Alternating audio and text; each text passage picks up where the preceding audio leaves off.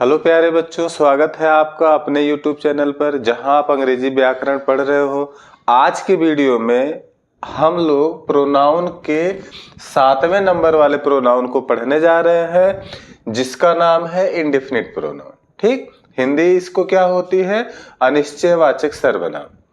देख लो परिभाषा क्या लिखा, जिस प्रोनाउन से कोई निश्चित व्यक्ति या वस्तु प्रकट ना हो, मतलब प्रकट तो हो बट वो निश्चित ना हो, तो उसे इंडेफिनिट प्रोनाउन कहते हैं। ठीक, इंग्लिश देख लो। If pronoun not indicate any definite, if माने यदि, प्रोनाउन माने सर्वनाम, नॉट माने इंडिकेट माने प्रदर्शित करता हो, एनी माने कोई, डिफिनिट मतलब निश्चित, पर्सन माने व्यक्ति, आर थिंग्स माने वस्तु, देन माने तब, इट इज कॉल्ड तब वह पुकारा जाएगा क्या? इंडेफिनिट प्रोनाउन मतलब अनिश्चयवाचक सर्वनाम। ठीक, एग्जाम्पल देख लो। Do good to others. देखो, डू करो, गुड अच्छा, टू अदर माने दूसरों के लिए, अर्थात दूसरों के लिए अच्छा करो। तो यहां इंडेफिनिट प्रोनाउन कौन हो गया? ये वाला हो गया, अदर्स। क्योंकि इससे पता नहीं चल रहा, हम अच्छा करने की तो बात कर रहे हैं दूसरे के लिए, लेकिन वो दूसरा कौन है? कोई तो है बट कौन है ये पता नहीं चला। तो कौन नहीं पता चला, मतलब पता चलने दे रहा है, अदर्स है, तो वो अदर क्या हो जाएगा? Indefinite pronoun. ठीक, इसमें देख लो, मेनी ऑफ देम, उनमें से बहुत, वेयर माने थे, इंडियन माने भारतीय, उनमें से बहुत भारतीय थे। अब यहां कौन है? तो यहां मेनी है। ठीक, मेनी, उन, मेनी मतलब कई। अब कई कितने हैं ये कंफर्म नहीं हुआ, लेकिन कई हैं, तो ये क्या हो गया? इंडेफिनिट प्रोनाउन में। ठीक, अब कुछ शब्द हैं जिनको मैंने नोट में लिख दिया है, जिनका प्रयोग हम लोग इंडेफिनिट प्रोनाउन में करते हैं। वो देख लो कौन कौन से हैं। Some, many, all, others, any, somebody, few, etc. मतलब और भी ऐसे शब्द हो सकते हैं। ईटीसी का मतलब और भी आगे। ठीक, तो ये अधिकतर इन्हीं का होता है, तो इसलिए इनको लिख दिया। इनका प्रयोग कहां करते हैं हम लोग? इंडेफिनिट प्रोनाउन में। ठीक है, तो आप 7वें नंबर वाले को नोट करो, फिर 8वें वाला करते हैं। आइए, 8वां जो प्रोनाउन है वो है डिस्ट्रीब्यूटिव प्रोनाउन। डिस्ट्रीब्यूटिव मतलब विभाग सूचक सर्वनाम। अब जब आपको मैं सभी प्रोनाउन के नाम लिखवा रहा था, तो आपको ध्यान होगा कि वहां विभाग सूचक सर्वनाम को प्रत्येक वाचक सर्वनाम भी कहा गया था। ठीक, क्यों कहा गया था? क्योंकि ये देखो परिभाषा में ही है, वह सर्वनाम जो कुछ व्यक्तियों अथवा वस्तुओं में से प्रत्येक के लिए प्रयोग हो। ठीक, क्या है? कुछ व्यक्तियों अथवा वस्तुओं में से प्रत्येक, देखो प्रत्येक आ गया, तो प्रत्येक के लिए प्रयोग होता है, इसलिए इसको हम लोग क्या बोल देते हैं? प्रत्येक वाचक सर्वनाम भी बोलते हैं। ठीक, तो प्रत्येक के लिए प्रयोग हो उसे डिस्ट्रीब्यूटिव प्रोनाउन कहते हैं।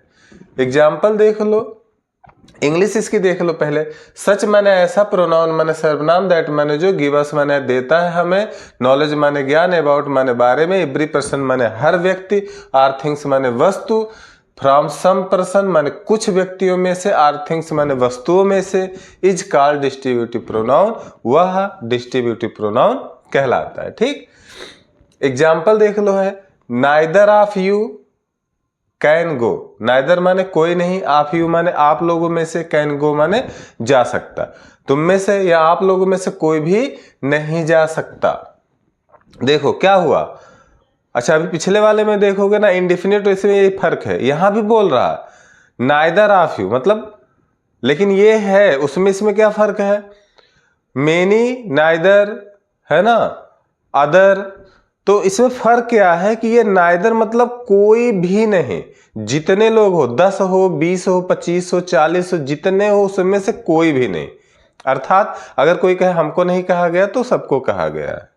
ठीक, दूसरा, each of the boys will get a prize, प्रत्येक लड़के को एक पुरस्कार मिलेगा। मान लो कोई क्लास है जिसमें 40 बच्चे हैं, अब मैंने बोल दिया कि प्रत्येक बच्चे को एक पुरस्कार मिलेगा। इसका मतलब ये नहीं हुआ कि कोई बच्चा ये कहे दे सर जी हमको भी मिलेगा। अरे प्रत्येक से क्लियर हो रहा, मतलब एक एक बच्चे को मिलेगा। ठीक, तो यहां आपने देखा, यहां क्या था, यहां नाइदर डिस्ट्रीब्यूटिव प्रोनाउन था, यहां ईच डिस्ट्रीब्यूटिव प्रोनाउन है। इस तरीके से कुछ शब्द हैं जिनका प्रयोग होता है डिस्ट्रीब्यूटिव प्रोनाउन में, लिख दिया गया नाइदर, आइदर, नन, ईच। ठीक, ये सब ऐसे शब्द हैं जिनका प्रयोग कहाँ करते हैं हम लोग, डिस्ट्रीब्यूटिव प्रोनाउन में करते हैं। ठीक, तो आप इसे नोट करो, फिर नौवां प्रोनाउन बताता हूं। आइए, तो फिर नौवां प्रोनाउन क्या है, रिलेटिव प्रोनाउन, संबंधवाचक सर्वनाम। ठीक, परिभाषा देखो इसकी क्या लिखा गया है, जब कोई प्रोनाउन किसी नाउन से संबंध प्रकट करने के लिए प्रयोग किया गया हो तो उसे रिलेटिव प्रोनाउन कहते हैं। मतलब प्रोनाउन का प्रयोग किसी रूप में हुआ है, संबंध प्रकट करने के लिए किया गया हो तो वो क्या कहलाएगा, रिलेटिव प्रोनाउन। ठीक, यहां देख लो, व्हेन माने जब, प्रोनाउन माने प्रोनाउन यूज माने प्रयोग किया जाता, टू शो माने दिखाने के लिए, द रिलेशन माने संबंध, टू ए नाउन माने नाउन से, देन मतलब तब, प्रोनाउन माने सर्वनाम, कॉल्ड माने कहलाता है, रिलेटिव प्रोनाउन मतलब संबंधवाचक सर्वनाम। ठीक, एग्जाम्पल है, आई नो द मैन, मैं उस आदमी को जानता हूं, हु जो, केम माने आया था, हियर माने यहाँ, स्टरडे माने कल, मैं उस आदमी को जानता हूं जो कल यहां आया था। अब देख लो, ये जो हु है वो किसकी तरफ इशारा कर रहा, उस आदमी की तरफ कर रहा जो आया था कल। तो आदमी आया था ना, अर्थात वो क्या है, नाउन है, तो नाउन की ओर इसने इशारा कर दिया, तो ये क्या होगा, रिलेटिव प्रोनाउन होगा। इसमें देख लो, दोज माने वे, होम माने जिन्हें, द गॉड्स माने भगवान, लव माने प्यार करते हैं, डाई माने मर जाते, यंग माने नौजवान पे ही। क्या कहा, वे लोग जिन्हें भगवान पसंद करते हैं या भगवान प्यार करते हैं वे जल्दी मर जाते हैं। यंग मतलब युवावस्था में, अर्थात समय से पहले मर गए। तो यहां देख लो, किसे, दोज माने वे जिसे, वे बहुवचन है। ठीक, तो जिसे ये वाला मिल गया तो ये क्या हो गया, रिलेटिव प्रोनाउन हो गया। ठीक, एग्जाम्पल देख लो, यहां नोट कुछ है, रिलेटिव प्रोनाउन का प्रयोग दो वाक्यों को जोड़ने के लिए किया जाता है। ये देखो, ये बहुत खास चीज है, इसको जानना जरूरी है। रिलेटिव प्रोनाउन जब आप जान रहोगे तो सिंथेसिस जब आगे पढ़ोगे तो वहां आपको सहायता मिलेगी। ठीक, क्या कह रहा है, रिलेटिव प्रोनाउन का प्रयोग दो वाक्यों को जोड़ने के लिए किया जाता है, डायरेक्ट इनडायरेक्ट में भी मिल जाता है। रिलेटिव प्रोनाउन का नंबर और जेंडर वही होता है जो उससे पूर्व नाउन अथवा प्रोनाउन का हुआ। मतलब जैसे यहां पर यह हुआ हु, तो यहां इससे पहले नाउन कौन है, मैन, तो इसका जो जेंडर लेंगे हम या नंबर लेंगे वो इसी के अकॉर्डिंग लेंगे। अगर एक वचन का है तो यहां एक वचन का लगेगा, अगर यहां बहुवचन का है तो बहुवचन का लगेगा। ठीक, तो नौवां नोट करो, फिर 10वें की ओर। चलिए 10वें प्रोनाउन की ओर आते हैं, जिसका नाम एक्सक्लेमेटरी प्रोनाउन है, विस्मय सूचक सर्वनाम। ठीक, परिभाषा देख लो इसकी क्या है, कभी कभी व्हाट और हाउ प्रश्न के स्थान पर आश्चर्य प्रकट करते हैं। व्हाट और हाउ क्वेश्चन वर्ड है तो प्रश्न पूछना चाहिए इनको, लेकिन ये अपना काम छोड़ करके क्या करने लगते हैं, आश्चर्य प्रकट करने लगते हैं। और जैसे दूसरे का काम शुरू कर दिए तो इनका नाम भी दूसरा हो जाता है, तो इनका नाम क्या हो जाता है, विस्मय सूचक सर्वनाम। ठीक, इंग्लिश देख लो, व्हेन माने जब, क्वेश्चन वर्ड मतलब प्रश्नवाचक शब्द, व्हाट एंड हाउ, व्हाट और हाउ यूज फॉर प्रयोग किए जाते हैं एक्सक्लामेशन मतलब आश्चर्य के लिए, देन माने तब, दे कॉल्ड वे कहलाते हैं एक्सक्लामेटरी प्रोनाउन मतलब विस्मय सूचक सर्वनाम। ठीक, एग्जाम्पल है, व्हाट ए ब्यूटी, देखो व्हाट के बाद एक्सक्लामेशन मार्क लग गया, ए ब्यूटी। ठीक, कैसी सुंदरता है या, ठीक, तो ये क्या हो गया, एक्सक्लामेटरी हो गया। तो आप इसे नोट करो, आज 12 दो और बचे, उसको भी खत्म कर लेते हैं। हाँ, तो भैया 11वां प्रोनाउन क्या है, इम्पर्सनल प्रोनाउन, भाववाचक सर्वनाम। जब, इसकी परिभाषा देख लो क्या है, जब इट वाक्य के आरंभ में आया हो परंतु उसका अर्थ ना लिया जाता हो। ठीक, मतलब बिना अर्थ के इट प्रयोग हुआ हो। ठीक, वो भी स्टार्टिंग में, तब इट को भाववाचक सर्वनाम कहा जाता है। इंग्लिश देख लो। फिर मैंने जब इट मतलब इट यूज प्रयोग किया जाता है इन स्टार्टिंग पॉइंट मैंने शुरुआती बिंदु पर, इन द सेंटेंस मैंने वाक्य में, एंड मैंने और, गिव मैंने देता हो, नो मीन्स मैंने कोई भी अर्थ नहीं, देन मैंने तब, इट मैंने इट को, कॉल्ड माने पुकारते हैं, इम्पर्सनल प्रोनाउन मतलब भाववाचक सर्वनाम। ठीक, एग्जाम्पल देख लो। इट रेन्स एवरीडे, अक्सर आपने बारिश वाले शब्दों के साथ इट का प्रयोग देखा होगा स्टार्ट में। तो यहाँ इट क्या है? इम्पर्सनल प्रोनाउन है। ठीक, वाक्य के शुरुआत में आया है लेकिन इसका कोई अर्थ नहीं है, तो इट क्या है? इम्पर्सनल प्रोनाउन है।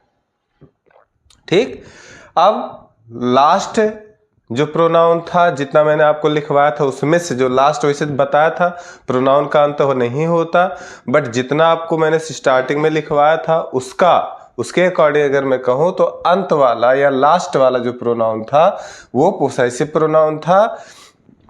अब इस प्रोनाउन को जब मैंने इम्पर्सनल प्रोनाउन का, पर्सनल प्रोनाउन का जब चार्ट बनाया था, इम्पर्सनल का नहीं पर्सनल प्रोनाउन का जब मैंने चार्ट बनाया था, तो आपने ध्यान दिया होगा वहां मैंने पोसेसिव केस भी लिखा था। तो जितने पोसेसिव केस में थे वो सब क्या थे? पोसेसिव प्रोनाउन ही थे। ठीक, तो यहां देख लो, वे प्रोनाउन अपने नाउन के साथ प्रयोग ना होकर, यहां वे ना हो करके जो करना चाहिए, जो